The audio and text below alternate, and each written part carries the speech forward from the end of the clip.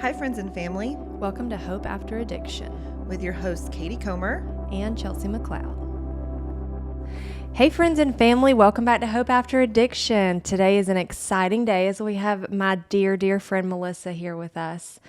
She's very special. I'm not going to start crying yet, but she's been a big, yes, I am.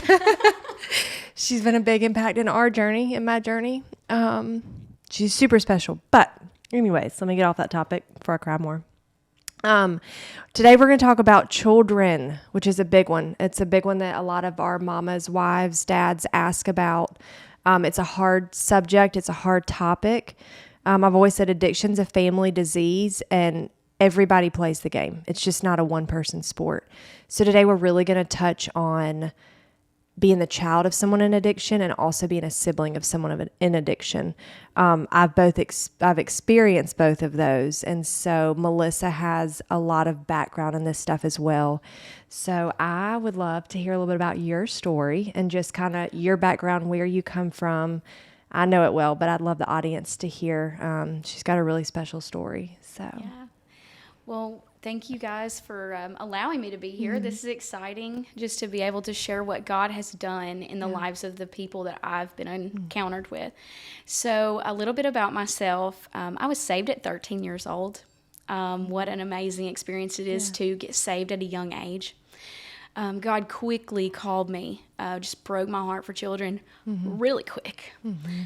They are a heartbeat to me. It is something that I feel like we don't spend enough time investing in our children. So I saved at 13.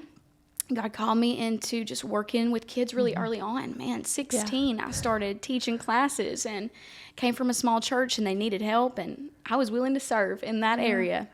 Rode the church bus and did all the things, you know. Yeah. And then as I had grown, man, God just did a work in my life and brought me a man to marry who was going to be the pastor of a church. And so we got married. 9 months later, we adopted 2 wonderful children. March 1st, 2008 was a turning point in our lives because addiction is, it affects so many people. But a lot of times the children are the ones that no one helps or deals with. Their resiliency that God has put inside of them has enabled them to survive it, but there's still trauma that has happened. So March 1st, 2008, a boy and a girl, 5 and 6 years old, are at our front doorstep ready to walk into what we didn't know was going to be permanent. And they have been the life-giving power that's come to this household of ours. So I've been a youth leader for 16 years. crazy. My strong suit is really for teens. My heart is for teens. Yeah. If you have a smart mouth, buddy, I want you. And she's real good at honing it back in. I love to work with them. I love to work with them. My youth group right now is about 50% affected with a parent in addiction. And so I've seen it all over the last 16 years, both in my children and the things that they have dealt with, and both in the kids I serve. Yeah. So that's a little bit about me. Yeah. And even more special part is she's about to finish her master's in counseling, and that will be her, God's called her in the church, but he's also called her as a career for it to help those that are hurting, and she's incredible at it. So she has a lot of background in helping and in the psychological aspects of addiction and what it does to everybody, but especially children, because that's where she's called. So just special. We're going to jump into some questions just to hear Melissa's heart and just her wisdom on this stuff. So the first question I want to ask is, what do you think children deal with internally when dealing with a parent who is struggling with addiction? Well, I want you to put yourself in the situation of the child. Okay, they're young. They've not fully developed and can't process all of what's happening. Yeah. But some of the things that I've seen develop over the years is that children feel like it's their fault. Big time. I did. That it's their fault. And they carry a lot of blame on little shoulders that they were never meant to carry. Yeah. So the biggest thing that they deal with is blame, self-blame, that it was me, I wasn't a good kid. I could have changed it. I could have behaved better. And so that's a really big one. They have feelings of abandonment, especially if the parent is, off and maybe using, not in the home, in a recovery program even though the parent may be getting help, the child still left there feeling, my parent who is supposed to be my caregiver has abandoned me. Yeah. And this will just cause them to seek so much love. I mean, you felt it. I did. Right? You've been a child. Yeah. What did you feel? Those feelings were huge because, for years, because my dad left when I was 4. And so I thought I wasn't good enough for him, or he didn't love me enough. He loved drugs more than me, which then in turn just made my life, because for years I searched for love and acceptance, and perfectionism was a big part of it, because I was like, if I can just be good enough or perfect enough or make the good grades or do whatever, then people will love me, because I wasn't good enough for my dad. So I have to be good enough for everybody else. Yeah. And so it caused major trauma leading through my life until I was willing to face it and deal with it. And Melissa does some of the retreats with us. And, one of our favorite things is feelings buried alive will never die. Absolutely. And until we deal with these feelings, and until we encourage and walk our children through dealing with them, these feelings will always be there until it's dealt with and until we're brave enough. And they don't know how to be brave enough. So as mamas and daddies, it takes us being brave enough to walk them through that healing and that encouragement of, hey, buddy, like, you are good enough and you are loved, and this has nothing to do with you. And it's, it's a big role, because mamas and daddies are dealing with their own emotions. And my mom did an amazing job. Like, I look back and I'm like, Mama, how did you do it after Dad left? Like, I don't even know. So I know it's a daunting task to deal with your own emotions and healing, much less also walking through your child through that as well. Oh, for sure. Which is a hard one. A lot of kids that I see, man, they're angry. And they're sad. Yeah. These are normal emotions. Very. I would love for everybody to understand that your emotions are God-given. They're check engine lights, just like on a car. I love that. That when you see, and I'm not a great car person, but if I see a light pop up that says maintenance required, I call my husband. Yeah. Say, we have a light. And the light shows that we have a problem. But I've learned that just like that happens, when you have an emotion and your child has an emotion, they're starting to show anger in places they've never shown anger before. Yeah. They're starting to hit and throw stuff or scream and yell. That's a check engine. Let's investigate that. I love that. And it's such a good point, because see, my brother handled it completely different than I did. Yes. So my brother was the angry one, dealt with it in a completely different way than I did. And so mom was then forced to figure out 2 different people and 2 different emotions, 2 different personality types. And how do I deal with this? Because they're dealing with it in completely different ways. Yeah. And there was challenges that came with both of them. And it's hard on the parents. It's very hard on the parents. Yeah. Both of my children, coming in 5 and 6 years old, and just watching them grow through this. I mean, they're adults now. Yeah. They are fully functioning adults. Amazing ones. Amazing. Yeah. Who love Jesus and have a plan. Yeah. And this whole bull that a kid who has been through something like that can't flourish and thrive and break chains. God says, yes. I can write a different ending to this story if you'll just hand over the pen. So it doesn't matter what you've been through. Yeah, and don't listen to the statistics, because like Melissa said, it's bull, and God has a choice and a purpose, not a choice, but a purpose for your child. And like when you look at AJ and Grace, statistics would say that they'd be in prison at this point, or that, there's so much that the statistics say, but they're incredible. And so don't listen to those statistics. Don't let them scare you out of healing for your child, because it's not, God can do anything and will. And he sees you, just like we've been studying in Moses and I just talked about. God knows your name and he sees you. God knows your child's name and he sees your child. One of the beautiful stories about Moses at the end of that is just the beautiful reuniting that happens. Their family, even for Grace and AJ, their family was disrupted. I mean, to hear them tell their story is heart Yeah. gut wrenching. It's like you come home and your stuff is packed up and you get in a car and you don't ever see your siblings the same way again. It's heart wrenching. But at the end of Moses' story, you see his sister Miriam and you see Aaron, you see Moses, and they're on the other side of the Red Sea singing a song to glory to God. We have made it across. They're all back together. Yep. Cheering them on. We serve a miracle working God. Yep. And for both Grace and AJ, they have processed their emotions and the situation completely different. Just like you just shared about your brother. It is so crazy. You cannot put any child in a box. There's no manual to raise them. Okay. No. Most parents Unfortunately. are like, I've done this wrong. No. I mean, really, the best manual we have is the Word of God. We do the best that we can with that and God's guidance, but each kid is going to be parented differently. Yep. And so where AJ had a lot of anger and just, I mean, he's going to kill me for saying this, but AJ, I love you. I mean, he was suspended off the school bus when he was in kindergarten. How does this happen? You're like, what do I do? Yeah. You know?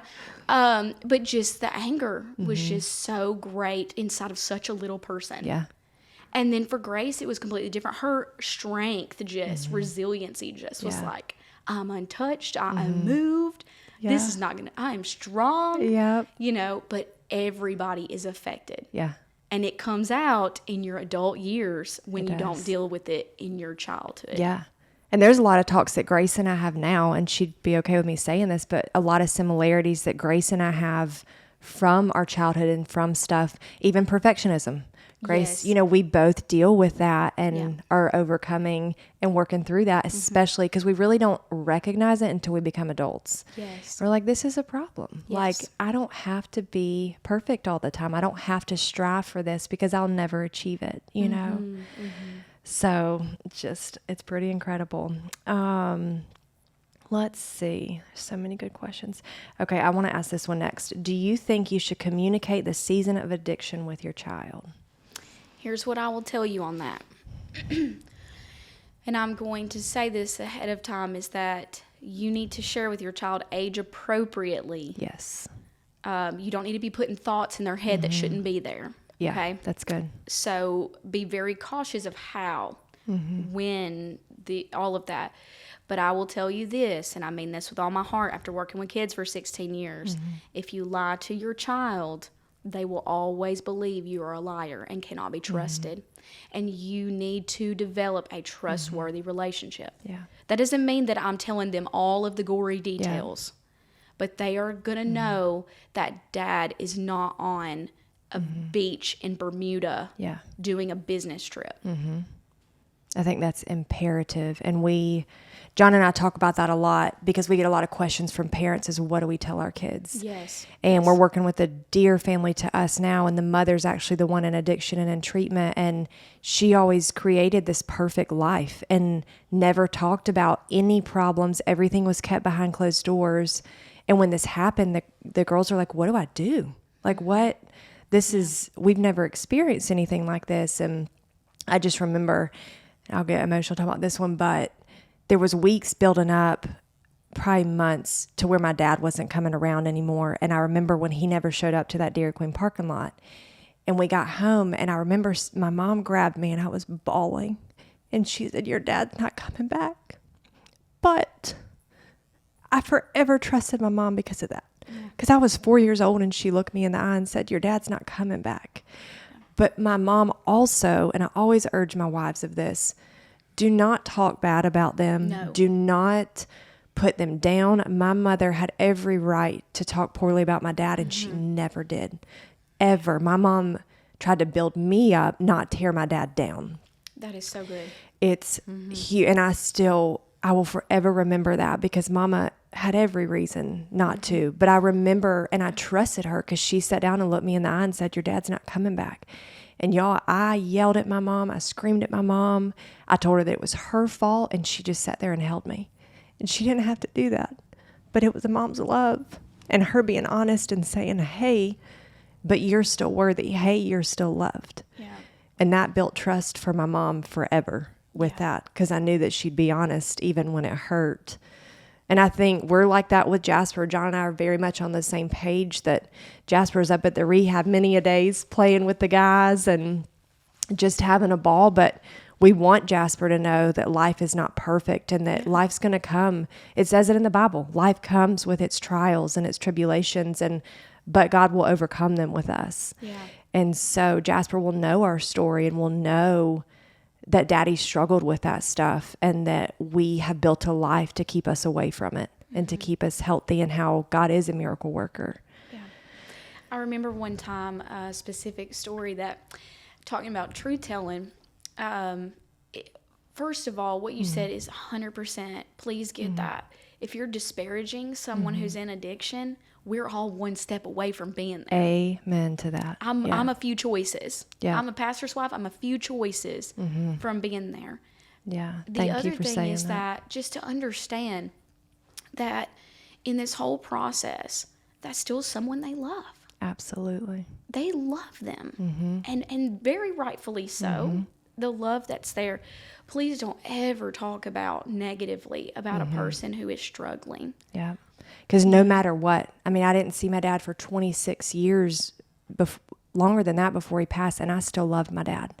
And the thing is, how can you love a human that you don't know, because God has ordained them as your father? Yeah. Your earthly father, and you will always have a desire and a yearning in your heart and a love for your parent. There's nothing that can take that away. And if you say you don't have it, you have unmet forgiveness that's in your heart, Yes. because you will Yes. forever yearn and desire for that parent that made you, you know? There was a key story that I think that it was so difficult to deal with, because I forgot to add that when we took AJ and Grace into our home, we'd been married 9 months. I told you that much, but I was 21. I was 21, love roller coasters, like, let's just do our thing, you know. So here I'm trying to be a mom at 21. And I'm like, I've never done this before. Lots of phone calls looking for advice. But Grace walks in the door one day after school, and I'm about to talk about Santa for a second. So if you're watching this live and you have a child that may not, she comes in and she looks me square in the face. And I'm just doing my thing, you know. She comes in there and she looks me square in the face and she's like, "Is Santa real?" Well, I don't know what's been taught the last, you know, and I'm stunned by the question. Is Santa real? Okay. And then I said, what was the question again? Trying to process this. Buy a few extra seconds. Yes. All right. That's great to repeat the question. Let's understand what we're asking. And she was like, I'm serious. Tell me the truth. Is Santa real? And I looked at her and I said, well, I'm going to tell you some truth here, darling. I'm Santa. It's me. And she's like, what? And I said, I'm the one who put the gifts under the tree. It was me and Jeff. Because at that point, we were on first name basis. Yeah. And she bawls. And she is so mad. And she's like, everybody has lied to me my whole life. And it was a whole big thing. Whole big thing. Yeah. And I said, honey, you know, I just hugged her and let her just express her emotions, okay? But it was at that point we nailed down trust between me and her, where she said, this person right here, when I ask her something, she's going to tell me the truth. And still to this day, Grace knows that with you. Come tell me. Ask me something. And even if it's hard for me to say, I'm gonna muster it up and I'm gonna tell you the truth. But truth is so big, but it's built over time. And in that moment for you in that Dairy Queen parking lot, that was where truth was stamped between you and your mom. I love that. And between me and her, it was about Santa. Yeah. But that was when truth was nailed down between me and Grace. Yep. It's so good. And when we don't have, you know, when I lost my father and I didn't have him, my mom was all that I had. And I remember going through seasons, and you might be dealing with this right now, that my mom was a big runner and she was training for marathons. And if she wasn't back in an hour, I was blowing her up because I was so scared. I had incredible grandparents and stuff, but I was so scared to lose that one person that I had left because my dad had left. And so, you know, it was imperative for my mom to be that one that I could trust because my dad wasn't. Yeah. And so that was a bond building like you said, it was stamped back in that moment. Yep. So now when it comes to siblings, like siblings dealing with siblings, what advice do you have for that? Because that's a tough one. I remember that was a very tough one for me because I didn't understand it. I was like, Mom, just put them out on the streets. But I didn't know the love of a child, you know, and not giving up on them. And you got to think too about siblings. Siblings will act one minute like they hate each other's guts, but let somebody mess with them on the school bus and they'll pop up. Yeah, that was us. Like I remember, my sister would be like, you got pushing us around, or just being a big sister. Yeah. But then if we got on the school bus, only the seniors were allowed to sit in the back seats, right? That's funny. Well, I started walking back there and somebody said, "You're not supposed to be back here." Yeah. Man, she stood up Yeah. like she was 10 foot tall. I was like, "That's my sister." That's What are you right. talking about? She's allowed to go wherever she wants on this bus. Yeah. Siblings are tough because there is a love-hate kind of thing that's born there and bred there. But I will tell you, one of the things about siblings, if you have a sibling that's going through addiction, you love them. Deep down, you love them. Yeah. And I would start the forgiveness journey now. It's so The same thing with a parent. It would be the same thing as if a parent or a sibling. You start forgiveness now. Yeah. I don't care if you're 6. Yeah. Parents start talking about forgiveness and what that means.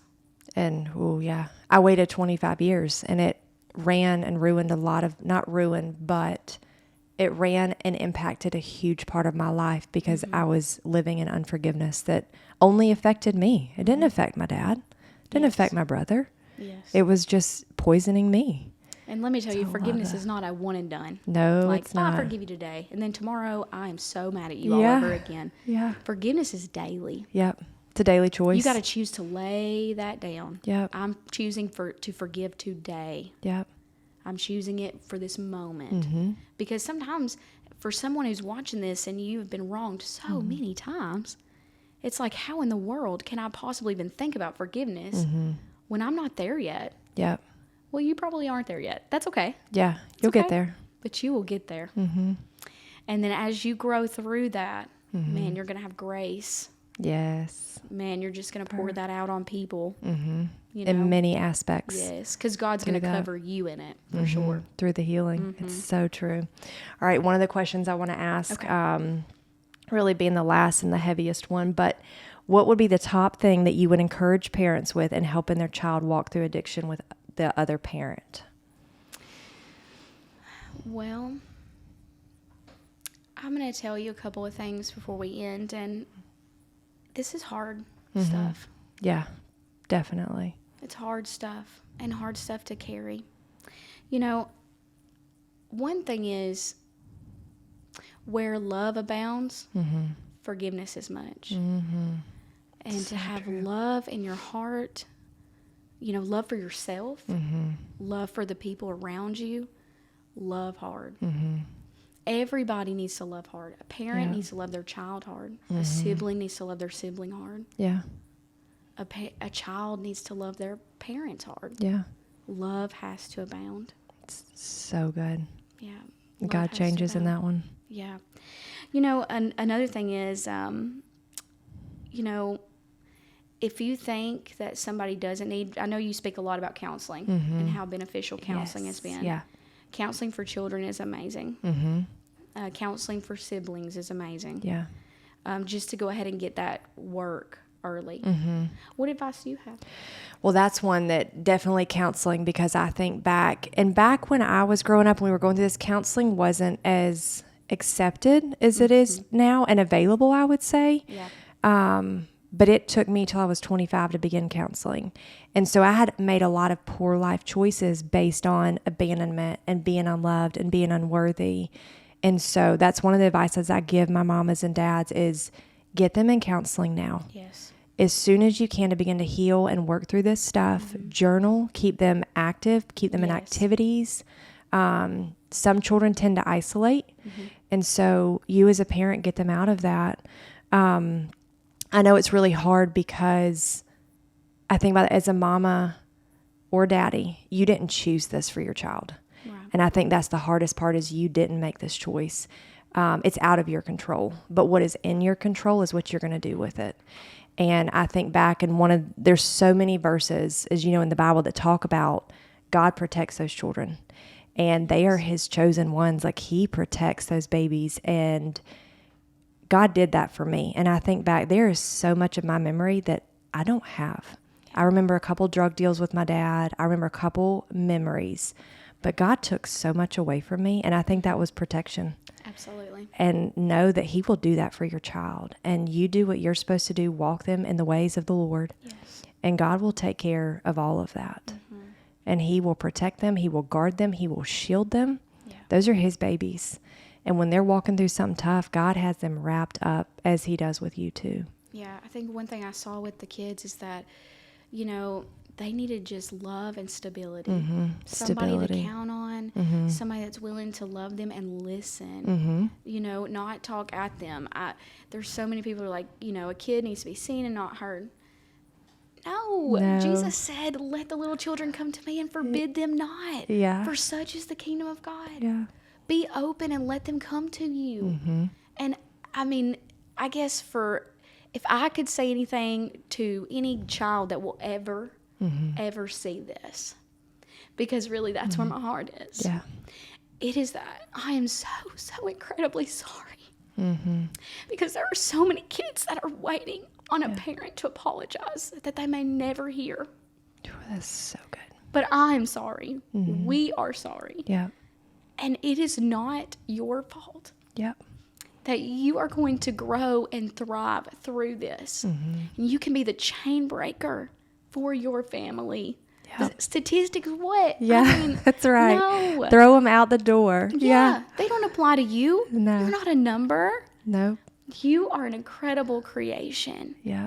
And sometimes I say to my kids, sometimes the parents were made for the children. Yes. Sometimes I believe the children, they were made for those parents. Yeah. It is so Because true. they could be the ones that pull their parent from the bonds of addiction. So true. Takes one person to break that. Yeah. And that's you. And mamas and daddies, you're doing good. Yes. And you keep healing. You keep. And for those children, like Melissa said, we see you. We love you. Yes. Get You you a are good worthy. social network. Yes. Get involved in a church. Get your kids involved. Parenting, everything. it takes a village, right? It takes to a raise village. a child. Yeah. So I think a lot of times, remember, there's a village near you. Yes, Right? there. It's so true. And we couldn't do it without it. No. We know that now. Like, we could not do it without our village. No. So we encourage you with this. And Melissa, thank you so You're welcome. much. You're welcome. Thank You you were for such a having me. gift to so many. And I just want to thank you. Thank you. And we thank you guys for being with us today. We encourage you and we are proud of you. And just know that you're not alone. Thanks, guys.